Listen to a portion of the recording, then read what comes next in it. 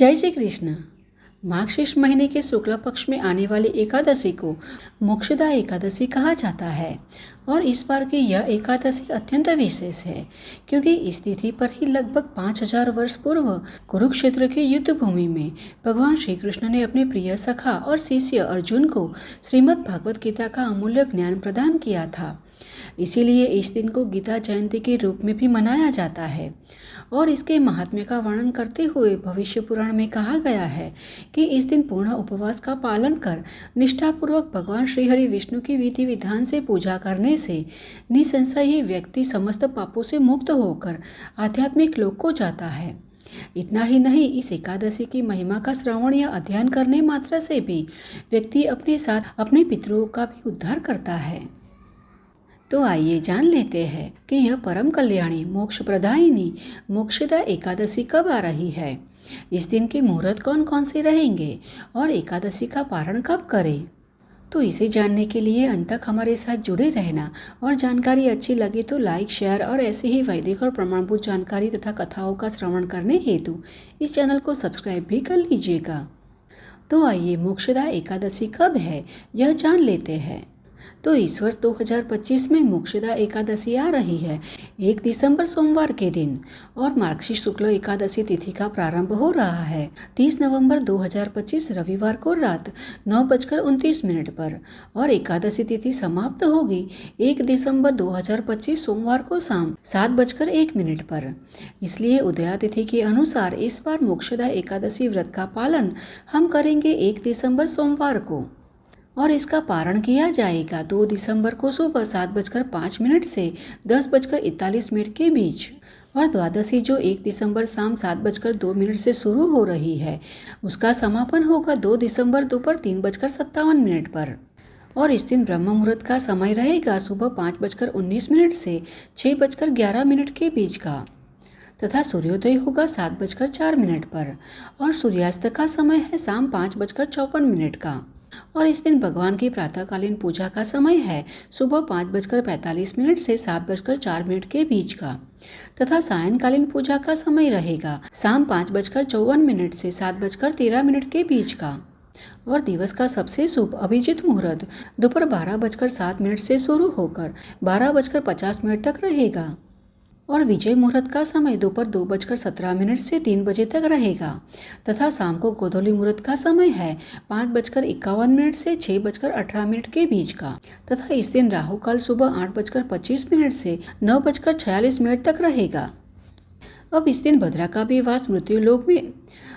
भद्रा का वास मृत्युलोक अर्थात पृथ्वी पर सुबह 8:20 से शाम 7:01 तक रहने वाला है।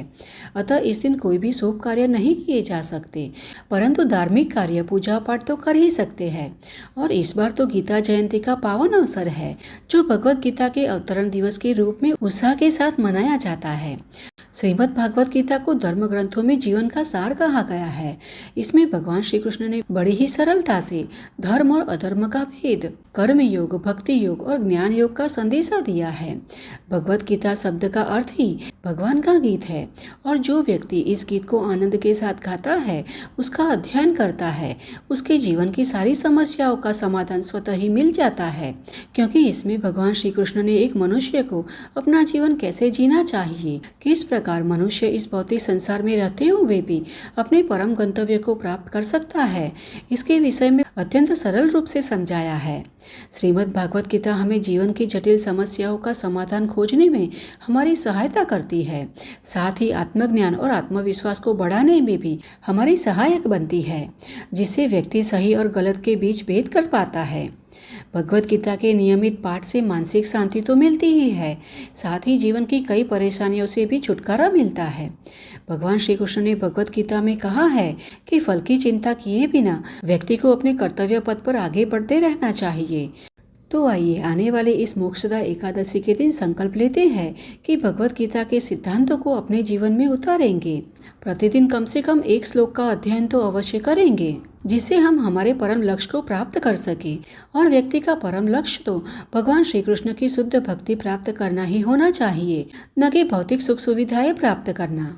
क्योंकि भौतिक सुख सुविधाएं तो मनुष्य के साथ ही नष्ट हो जाती है, परंतु भगवान की शुद्ध भक्ति तो मृत्यु के पश्चात भी हमारे साथ ही रहेगी। अब आइए मोक्षदा एकादशी का पालन कैसे करें, इसके विषय में भी जान लेते हैं। तो एकादशी व्रत का पालन 10वीं से ही आरंभ हो जाता है। 10वीं के दिन सूर्यास्त के पश्चात भोजन कदापि न करें। साथ ही इस दिन एक ही समय सात्विक भोजन ही ग्रहण करें और जितेंद्रिय रहकर भगवान का स्मरण कर रात्रि को सोना चाहिए। तत्पश्चात एकादशी के दिन ब्रह्म मुहूर्त में उठकर स्नान इत्यादि कर भगवान श्री हरि विष्णु की प्रातःकालीन पूजा आराधना करनी चाहिए और तुलसी देवी के समक्ष दीप प्रज्वलित कर हो सके उतने भगवान के नामों का जप करते हुए माला करनी चाहिए और तुलसी देवी की प्रदक्षिणा करनी चाहिए। और क्योंकि इस बार एकादशी पर गीता जयंती का पावन अवसर भी है, इसलिए इस दिन संपूर्ण दिवस भगवान के नामों का जप, सत्संग कीर्तन तो करना ही चाहिए। साथ ही भगवत गीता का पाठ अवश्य करें। अगर पठन संभव ना हो तो श्रवण करें। कम से कम एक अध्याय का अध्ययन तो अवश्य करें। तो इस प्रकार एकादशी के दिन अपना समय व्यतीत करना चाहिए। इस दिन भगवान की तीनों प्रहर की अर्थात सुबह, मध्याह्न काल और सायं काल में श्रद्धा पूर्वक पूजा अवश्य करें और हो सके तो रात्रि के प्रथम प्रहर तक जागरण भी अवश्य करें। तत्पश्चात द्वादशी के दिन भी ब्रह्म मुहूर्त में उठकर भगवान श्री कृष्ण की प्रातःकालीन पूजा कर भगवान को जो भोग अर्पित किया गया है उसे ग्रहण कर अपना पारण करना चाहिए। परंतु पारण करने से पहले अपनी क्षमता अनुसार दान अवश्य करें। तो इस प्रकार निष्ठापूर्वक एकादशी व्रत का पालन करने से अवश्य ही भगवान श्री कृष्ण प्रसन्न होते हैं और उनका आशीर्वाद प्रदान करते हैं, क्योंकि एकादशी ही व्यक्ति को भक्ति और मुक्ति दोनों ही प्रदान करने वाली है। इसमें कोई संदेह नहीं है कि अगर एकादशी का श्रद्धापूर्वक पालन किया जाए तो व्यक्ति अपने साथ अपनी 7 पीढ़ियों का भी उद्धार कर देता है। इस पाप विनाशक पवित्र मोक्षदा एकादशी के दिन जो व्यक्ति पूर्ण उपवास का पालन करता है और इंद्रियों के स्वामी भगवान ऋषिकेश की आराधना करता है वह समस्त पापों से मुक्त हो जाता है। इतना ही नहीं, इस एकादशी के महिमा श्रवण करने मात्र से भी वह अपने पूर्व जन्मों के पापों से मुक्त हो जाता है। तो यह थे मार्गशीर्ष शुक्ल पक्ष में आने वाली मोक्षदा एकादशी के दिन के शुभ मुहूर्त एवं पूजा विधि, और हमें आशा है कि यह जानकारी आपको उपयुक्त होगी। अगर यह जानकारी आपको थोड़ी सी भी उपयुक्त होती है तो इसे अपने मित्र और परिवार में भी शेयर करना, जिससे कि उन्हें भी मोक्षदा एकादशी के विषय में संपूर्ण जानकारी प्राप्त हो सके और सही तारीख और सही समय पर एकादशी व्रत का पालन कर उसका पारण कर सके। तो चलिए हमारे शास्त्रों में वर्णित ऐसी ही वैदिक और प्रमाणभूत कथाएं तथा जानकारियों के साथ फिर से मिलते हैं। तब तक के लिए जय श्री कृष्णा।